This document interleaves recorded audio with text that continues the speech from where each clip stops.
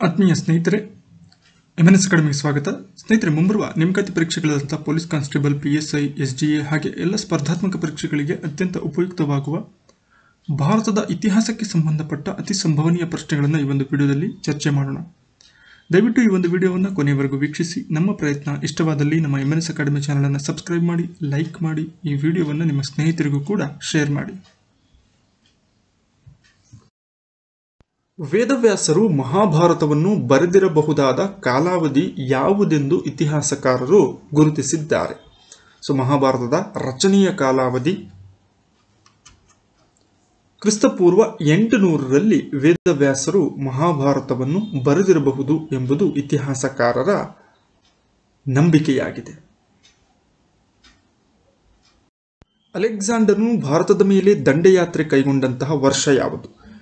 ಮ್ಯಾಸಿಡೋನಿಯಾದ ದೊರೆಯಾದಂಥ Alexander ಇಡೀ ಜಗತ್ತನ್ನು ಗೆಲ್ಲಬೇಕನ್ನುವಂತಹ ಹೆಬ್ಬಯಕೆಯಿಂದ ದಂಡಯಾತ್ರೆಗಳನ್ನು ಮಾಡಿಕೊಂಡು ಬಂದ ನಂತರ ಭಾರತದ ಮೇಲೆ ಈತ ದಂಡಯಾತ್ರೆಯನ್ನು ಕೈಗೊಂಡಂತಹ ವರ್ಷಗಳು ಕ್ರಿಸ್ತಪೂರ್ವ 327ರಿಂದ 326. ಈ ಒಂದು ಕಾಲಾವಧಿಯಲ್ಲಿ ಅಲೆಕ್ಸಾಂಡರ್ನು ಭಾರತದ ಮೇಲೆ ದಂಡಯಾತ್ರೆಯನ್ನು ಕೈಗೊಳ್ಳುತ್ತಾನೆ. ಮೌರ್ಯರ ಪ್ರಸಿದ್ಧ ದೊರೆ ಅಶೋಕನ ಕಾಲಾವಧಿಯನ್ನು ಗುರುತಿಸಿ. ಅಶೋಕನು ಆಡಳಿತವನ್ನು ನಡೆಸಿದಂತಹ ಕಾಲಾವಧಿ ಕ್ರಿಸ್ತಪೂರ್ವ 273ರಿಂದ 239. ಅಶೋಕನು ಕಳಿಂಗ ಯುದ್ಧವನ್ನು ಕೈಗೊಂಡ ವರ್ಷ ಯಾವುದು? ಇದು ಅತ್ಯಂತ ಪ್ರಮುಖವಾದಂತಹ ಪ್ರಶ್ನೆ. ಕ್ರಿಸ್ತಪೂರ್ವ 261ರಲ್ಲಿ ಅಶೋಕನು ಕಳಿಂಗಾದ ಮೇಲೆ ಯುದ್ಧವನ್ನು ಕೈಗೊಳ್ತಾನೆ. ಅತ್ಯಂತ ಭೀಕರ ಯುದ್ಧವಾಗಿದ್ದಂತಹ ಇದರಲ್ಲಿ ಕಂಡಂತಹ ಸಾವು ನೋವುಗಳಿಂದ ಮನನೊಂದ ಅಶೋಕನು ಧರ್ಮಾಶೋಕನಾಗಿ ಪರಿವರ್ತನೆಯನ್ನು ಹೊಂದಿ ಬೌದ್ಧ ಧರ್ಮವನ್ನು ಸ್ವೀಕಾರ ಮಾಡಿ ಧರ್ಮದ ಆಧಾರದ ಮೇಲೆ ಆಡಳಿತವನ್ನು ನಡೆಸ್ತಾನೆ. ಕ್ರಿಸ್ತಶಕ 78ರಲ್ಲಿ ಆರಂಭವಾದ ಇತಿಹಾಸದ ಘಟನೆ ಯಾವುದು? ಶಕಯುಗ ಅಂತ ಕರಿತೀವಿ. ಇದು ಆರಂಭವಾದ ವರ್ಷ ಕ್ರಿಸ್ತಶಕ 78. ಸ್ನೇಹಿತರೆ, ಕ್ರಿಸ್ತಪೂರ್ವ ಅಂದರೆ ಕ್ರಿಸ್ತ ಹುಟ್ಟುವುದಕ್ಕಿಂತ ಮುಂಚಿನ ಕಾಲವನ್ನು ಕ್ರಿಸ್ತಪೂರ್ವದಲ್ಲಿ ಹೇಳ್ತೇವೆ.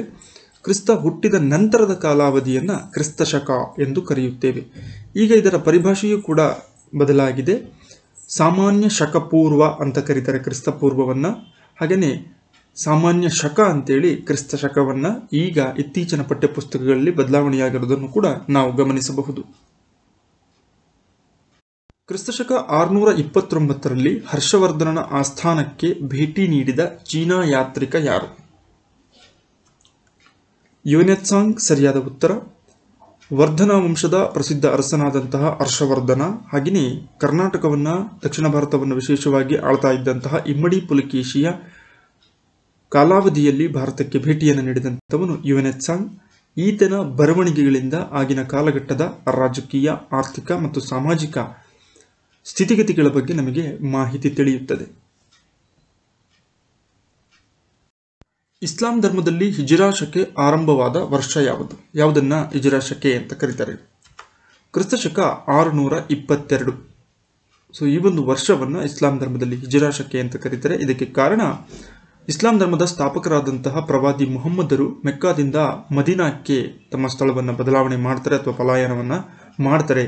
ಈ ಒಂದು ವರ್ಷದಲ್ಲಿ ಈ ಕಾರಣಕ್ಕೆ ಈ ಒಂದು ಘಟನೆಯನ್ನ ಹಿಜ್ರಾ ಶಕೆ ಎಂದು ಇಸ್ಲಾಂ ಧರ್ಮದಲ್ಲಿ ಗುರುತಿಸಲಾಗಿದೆ. ಮೊಹಮ್ಮದ್ ಗಜ್ನಿಯು ಭಾರತದ ಮೇಲೆ ದಂಡಯಾತ್ರೆ ಕೈಗೊಂಡಂತಹ ಅವಧಿ ಯಾವುದು?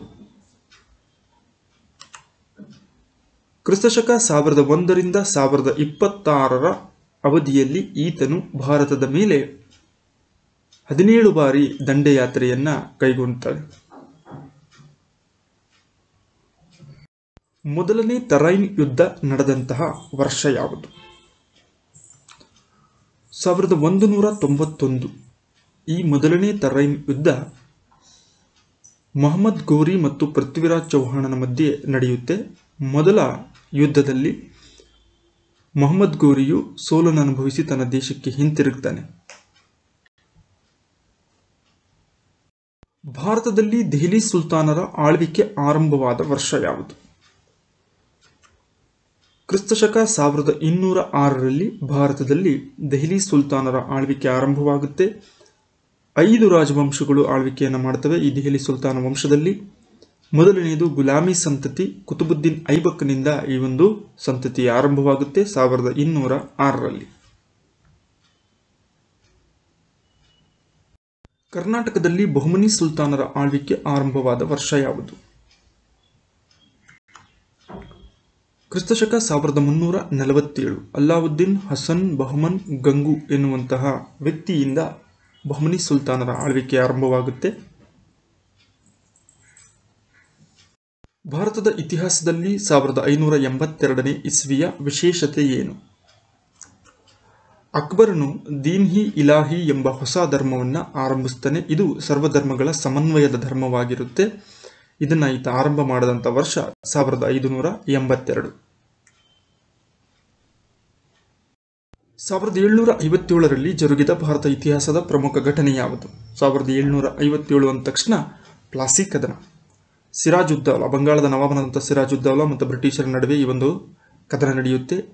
ಈ ಮೂಲಕವಾಗಿ ಸಿರಾಜುದ್ದೌಲಾ ಸೋಲನ್ನು ಅನುಭವಿಸುವ ಮೂಲಕ ಬಂಗಾಳ ಪ್ರಾಂತ್ಯದ ಮೇಲೆ ಬ್ರಿಟಿಷರ ಹಿಡಿತ ಆರಂಭವಾದಂತಹ ಪ್ರಮುಖವಾದ ಇತಿಹಾಸದ ಘಟನೆಯಾಗಿದೆ. ಹೈದರಾಲಿ ಮತ್ತು ಬ್ರಿಟಿಷರ ಮಧ್ಯೆ ಜರುಗಿದ ಮೊದಲ ಆಂಗ್ಲೋ ಮೈಸೂರು ಯುದ್ಧ ನಡೆದಂಥ ವರ್ಷ ಯಾವುದು?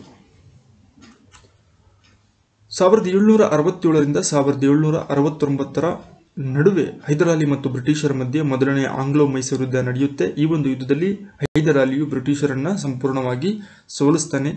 ಒಟ್ಟಾರೆಯಾಗಿ ಮೈಸೂರು ಸುಲ್ತಾನರಿಗೂ ಮತ್ತು ಬ್ರಿಟಿಷರ ನಡುವೆ 4 ಆಂಗ್ಲೋ ಮೈಸೂರು ಯುದ್ಧಗಳು ನಡೀತವೆ. ಅದರಲ್ಲಿ ಪ್ರಮುಖವಾಗಿ 2 ಹೈದರಾಲಿ ಮತ್ತು ಬ್ರಿಟಿಷ್, ಇನ್ನುಳಿದಂಥ 2 ಟಿಪ್ಪು ಸುಲ್ತಾನ್ ಮತ್ತು ಬ್ರಿಟಿಷರ ನಡುವೆ ನಡೆದವು. ಅಸ್ಪೃಶ್ಯತೆಯನ್ನು ತನ್ನ ಸಾಮ್ರಾಜ್ಯದಲ್ಲಿ ನಿಷೇಧಿಸಿದ ಮೊದಲ ರಾಜಕುಮಾರ ಯಾರು? ಛತ್ರಪತಿ ಶಾಹು ಅಂತ ಕರಿತೀವಿ, ಅಥವಾ 1ನೇ ಶಾಹು ಭೋಸ್ಲೆ ಅಂತ ಕರಿತೀವಿ.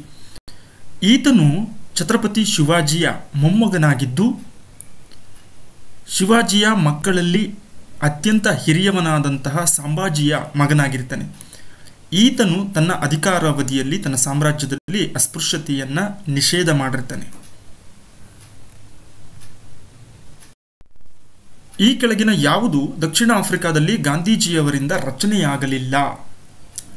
ಇಂಡಿಯನ್ ಒಪಿನಿಯನ್ ಎಂಬ ಪತ್ರಿಕೆ, ದಿ ನತಾಲ್ ಇಂಡಿಯನ್ ಕಾಂಗ್ರೆಸ್, ಫಿನಿಕ್ಸ್ ಆಶ್ರಮ, ದ ಇಂಡಿಯನ್ ಲೀಗ್. ಇದರಲ್ಲಿ ಗಾಂಧೀಜಿಯವರಿಂದ ರಚನೆಯಾಗದೇ ಇರುವಂಥದ್ದು ಯಾವುದು? ಆಯ್ಕೆ 4, the Indian league. Indian opinion ಎಂಬ ಪತ್ರಿಕೆಯನ್ನು ದಕ್ಷಿಣ ಆಫ್ರಿಕಾದಲ್ಲಿ ಮೊದಲಿಗೆ ಸಂಸ್ಥಾಪನೆಯನ್ನು ಮಾಡ್ತಾರೆ. ದ ನತಾಲ್ ಇಂಡಿಯನ್ ಕಾಂಗ್ರೆಸ್ ಎನ್ನುವಂತಹ ಆರ್ಗನೈಸೇಷನನ್ನು ಅಲ್ಲಿ ನಡೀತಾ ಇದ್ದಂತಹ ವರ್ಣಭೇದ ನೀತಿಯ ವಿರುದ್ಧವಾಗಿ ಹೋರಾಟವನ್ನು ಮಾಡಲಿಕ್ಕೆ 1894ರಲ್ಲಿ ಸ್ಥಾಪನೆ ಮಾಡ್ತಾರೆ. ಫಿನಿಕ್ಸ್ ಆಶ್ರಮವೂ ಸಮೇತ ಗಾಂಧೀಜಿಯವರಿಂದ ಸ್ಥಾಪನೆಯಾದಂಥದ್ದು. ದಿ ಇಂಡಿಯನ್ ಲೀಗ್ ಅನ್ನುವಂಥದ್ದು ಗಾಂಧೀಜಿಯವರಿಂದ ರಚನೆ ಆಗಲಿಲ್ಲ. ನಾನು ಹೋದ ನಂತರ ನನ್ನ ನುಡಿಯನ್ನು ಈತನು ಮುಂದುವರಿಸುವನು. ಗಾಂಧೀಜಿಯವರು ಈ ಮಾತನ್ನು ಯಾರ ಬಗ್ಗೆ ಹೇಳಿದ್ದಾರೆ, ಅಂದರೆ ಯಾರನ್ನ ಕುರಿತು ಈ ಒಂದು ಮಾತನ್ನು ಹೇಳಿದ್ದಾರೆ? ಜವಾಹರ್ಲಾಲ್ ನೆಹರು. ಸೊ ಜವಾಹರ್ಲಾಲ್ ನೆಹರು ಮತ್ತು ಗಾಂಧೀಜಿಯ ಆತ್ಮೀಯತೆಯನ್ನು ಈ ಒಂದು ಹೇಳಿಕೆ ತೋರಿಸುತ್ತದೆ. ಜವಾಹರ್ಲಾಲ್ ನೆಹರೂರವರ ಬಗ್ಗೆ ಗಾಂಧೀಜಿಯವರು ಈ ಒಂದು ನುಡಿಯನ್ನು ಹೇಳಿದ್ದರು. ಗಾಂಧೀಜಿಯವರು ಕಾಂಗ್ರೆಸ್ನ ಯಾವ ಅಧಿವೇಶನದಲ್ಲಿ ಅಗ್ರಗಣ್ಯ ನಾಯಕರಾಗಿ ಆಯ್ಕೆಯಾದರು? ನಾಗ್ಪುರ್ ಅಧಿವೇಶನ 1920. ಇದರ ಅಧ್ಯಕ್ಷತೆಯನ್ನು ಲಾಲಾ ಲಜಪತ್ ರಾಯ್ರವರು ವಹಿಸಿಕೊಂಡಿರ್ತಾರೆ. ಅಸಹಕಾರ ಚಳವಳಿಗೆ ಸಂಬಂಧಪಟ್ಟ ಹಾಗೆ ನಾಯಕತ್ವವನ್ನು ಆಯ್ಕೆ ಮಾಡೋದಕ್ಕೆ ಗಾಂಧೀಜಿಯವರನ್ನು ಈ ಒಂದು ಅಧಿವೇಶನದಲ್ಲಿ ಸೂಚಿಸಲಾಯಿತು. ಈ ಮೂಲಕವಾಗಿ ಸ್ವಾತಂತ್ರ್ಯ ಹೋರಾಟದಲ್ಲಿ ಬಹುಮುಖ್ಯ ನಾಯಕರಾಗಿ ಗಾಂಧೀಜಿ ಆಯ್ಕೆಯಾಗ್ತಾರೆ. ಗಾಂಧೀಜಿಯವರು ಸತ್ಯಾಗ್ರಹ ಎಂಬ ಆಚರಣೆಯನ್ನು ಮೊದಲು ಎಲ್ಲಿ ಬಳಕೆ ಮಾಡಿದರು? ದಕ್ಷಿಣ ಆಫ್ರಿಕಾದಲ್ಲಿ 1906ರಲ್ಲಿ ಅಲ್ಲಿದ್ದಂತಹ ವರ್ಣಭೇದ ನೀತಿಯ ವಿರುದ್ಧವಾಗಿ ಹೋರಾಟವನ್ನು ಮಾಡೋದಕ್ಕೆ ತಾವು ಆಯ್ಕೆ ಮಾಡಿಕೊಂಡಂತಹ ಹೋರಾಟದ ಹಾದಿ ಸತ್ಯವನ್ನು ಆಗ್ರಹಿಸುವುದು. ಸರಾಬಂದಿ ಅಥವಾ ತೆರಿಗೆ ಮುಕ್ತ ಚಳುವಳಿಯ ನೇತಾರರು ಯಾರು? ಸರ್ದಾರ್ ವಲ್ಲಭಾಯ್ ಪಟೇಲ್ ಈ ಒಂದು ಚಳುವಳಿಯನ್ನು, ಸರಾಬಂದಿ ಅಂದರೆ ನೋ ಟ್ಯಾಕ್ಸ್ ಅಂತ, ತೆರಿಗೆ ಇಲ್ಲ ಅಂತ, 1922ರಲ್ಲಿ ನಡೆಯುತ್ತೆ ಗುಜರಾತ್ನಲ್ಲಿ. ಇದರ ನೇತೃತ್ವವನ್ನು ವಹಿಸಿದಂಥವರು ಸರ್ದಾರ್ ವಲ್ಲಭಾಯ್ ಪಟೇಲ್.